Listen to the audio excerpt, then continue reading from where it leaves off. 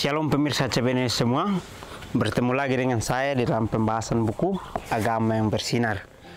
Buku ini diambil dari tulisan Nyonya Ellen G. White, dan juga buku ini ditulis dalam bahasa yang jelas dan sederhana, serta sifatnya memberi petunjuk kepada orang yang mau untuk belajar, dan juga pengharapan bagi semua orang yang ingin untuk memiliki hidup yang lebih baik.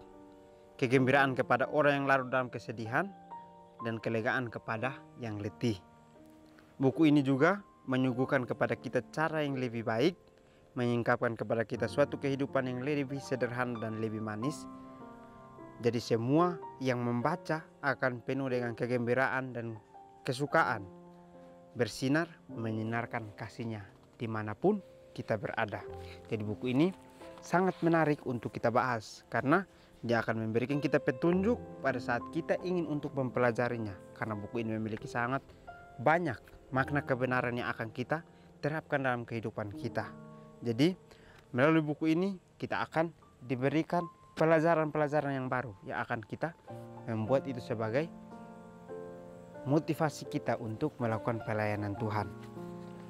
Pelajaran kita kali ini saya ambil di halaman 129 dengan judul Bagian dalam Kemuliaan Kristus. Ayat intinya terambil dalam 1 Petrus 4 ayat 12 dan 13. Kita boleh mengambil Alkitab kita bersama-sama untuk menyimaknya. Saudara-saudara yang kekasih, janganlah kamu heran akan nyala api siksaan yang datang kepadamu sebagai ujian, seolah-olah ada suatu yang luar biasa terjadi atas kamu. Sebaliknya, bersukacitalah sesuai dengan bagian yang kamu dapat dalam penderitaan Kristus, supaya kamu juga boleh bergembira dan bersukacita pada waktu Ia menyatakan kemuliaannya. Sangat menarik ya. Kita masuk kepada bacaannya.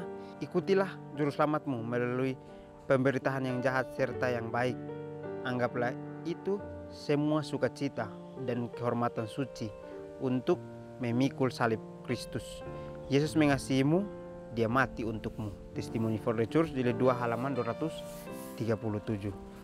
Baik, pelajaran kita kali ini dari judul saja kita sudah ketahui bahwa bagian dalam kemuliaan Kristus. Apa sih bagian dalam kemuliaan Kristus? Di dalam ayat intinya sudah menjelaskan sangat jelas ya.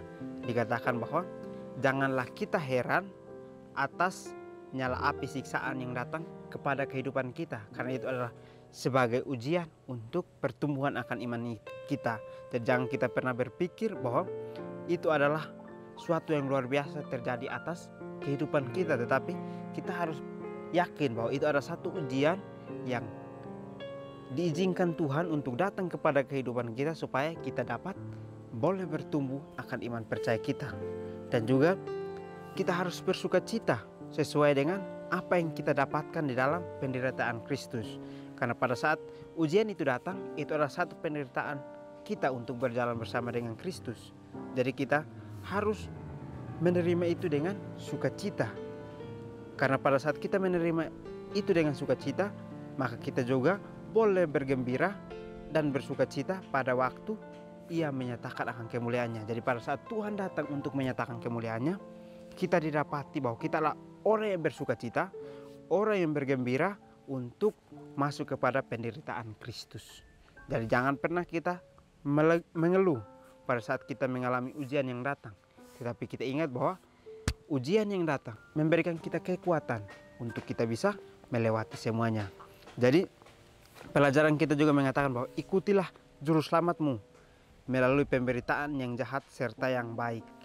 Anggaplah itu semua sukacita dan kehormatan suci untuk memikul salib Kristus. Jadi pada saat kita ingin untuk mengikuti Kristus, berarti kita harus ikut akan juru selamat kita. Dan pada saat kita sudah ikut, apapun yang kita jalani di dalam kehidupan kita, pada saat kita mengikut Kristus, maka kita harus anggap semuanya itu adalah sukacita. Pada saat kita sudah mengatakan kita mengikuti Tuhan, berarti tidak ada lagi yang namanya sesuatu yang jahat, sesuatu yang baik, tetapi semuanya sama. Kita mendapatkannya semuanya sama. Tidak ada yang jahat di dalam kehidupan kita, tapi semuanya baik untuk pertumbuhan akan iman kita. Jadi pada saat kita masuk dalam pelajaran Tuhan, maka kita harus sudah ketahui bahwa hidup kita harus bersuka cita untuk memiliki kehormatan suci dalam memikul salib Kristus. Karena Yesus sudah mengasihi kita, dia sudah mati untuk menebus kita. Inilah pelajaran yang sangat menarik. Jadi dia mengasihi kita, dia mati untuk kita bisa selamat. Karena penderitaan yang dialami adalah penderitaan yang sangat pedih. Tapi kita sebagai manusia, penderitaan yang kita alami adalah mungkin ujian kesetiaan kita saja yang sering terjadi dalam kehidupan kita. Tetapi kita rasa itu sudah sangat susah untuk kita jalani. Jadi penderitaan yang kita alami setiap hari adalah penderitaan kesetiaan kita kepada Tuhan. Tuhan hanya meminta kita untuk setia. Bagaimana kita setia kepadanya. Raja surga, Raja kemuliaan meninggalkan kekayaannya, kemegahannya, kehormatan dan kemuliaannya untuk menyelamatkan manusia berdosa, merendahkan diri kepada kehidupan hina, miskin dan memalukan, yang demi sukacita yang disediakan di hadapannya, menanggung salib dan mengabaikan rasa malu. Oh, mengapa kita begitu peka terhadap pencobaan dan celaan, terhadap rasa malu dan penderitaan, padahal Tuhan kita telah memberi kita teladan seperti itu. Siapa yang ingin masuk ke dalam sukacita Tuhan mereka sementara mereka tidak mau mengambil bagian dari penderitaannya? Apa? Hamba yang tidak mau menanggung kehinaan dan rasa malu dan celaan yang ditanggungnya oleh tuannya tanpa pamrih untuknya, hamba yang menyusut dari kehidupan hina dan pengorbanan yang demi kebahagiaan abadinya sendiri, yang dengannya ia akhirnya dapat memperoleh upah yang sangat besar dan abadi. Bahasa hati adalah, biarkan aku mengambil bagian bersama Kristus dalam penderitaannya, agar akhirnya aku dapat berbagi kemuliaan dengannya. Testimony for the Church, Juli 2 halaman 490. Jadi pelajaran kita sangat menarik ya.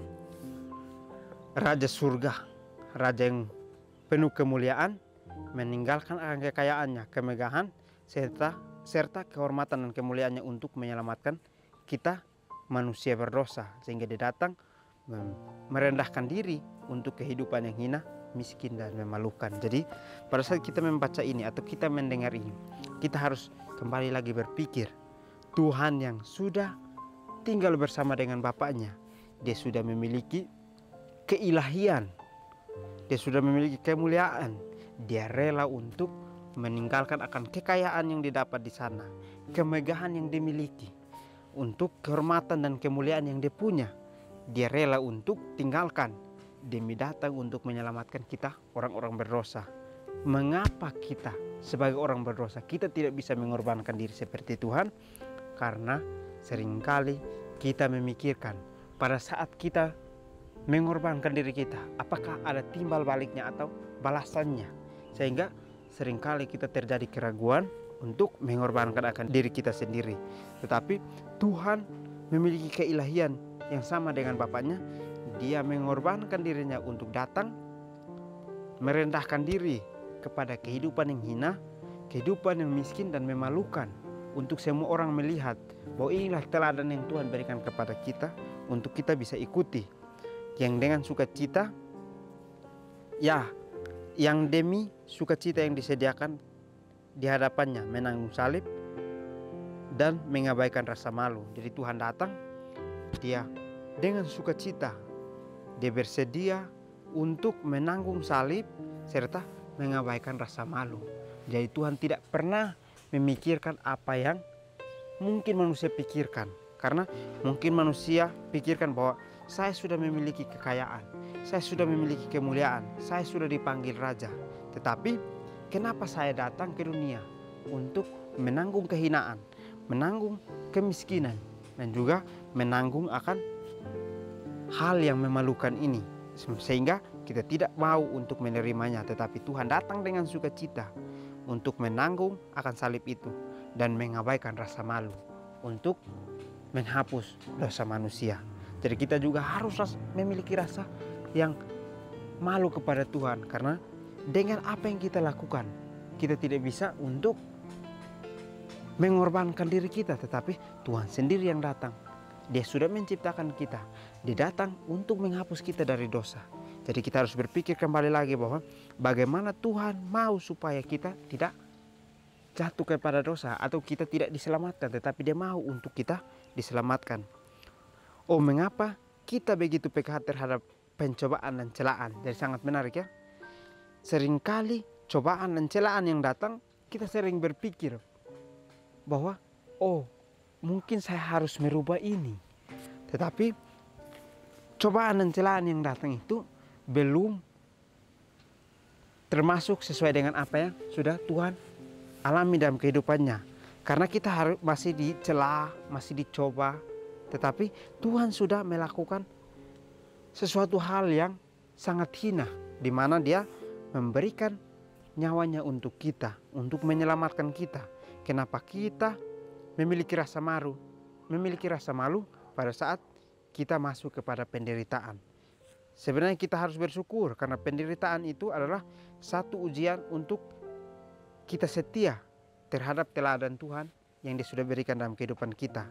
Jadi teladan itu kita harus membuat itu sebagai satu pelajaran penting untuk kesetiaan kita. Karena pada saat kita masuk ke dalam penderitaan, maka kita harus hadapinya dengan sukacita Tuhan.